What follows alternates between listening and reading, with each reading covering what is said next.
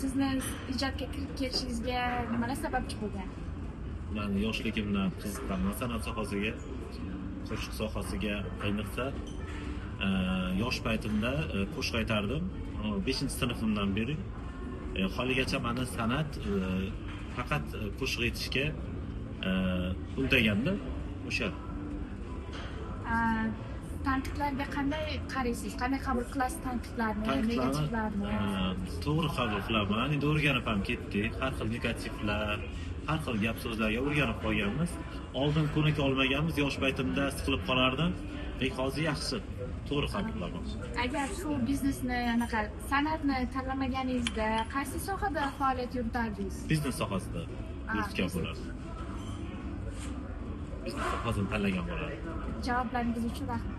Rahmat, sog' salomat bo'ling.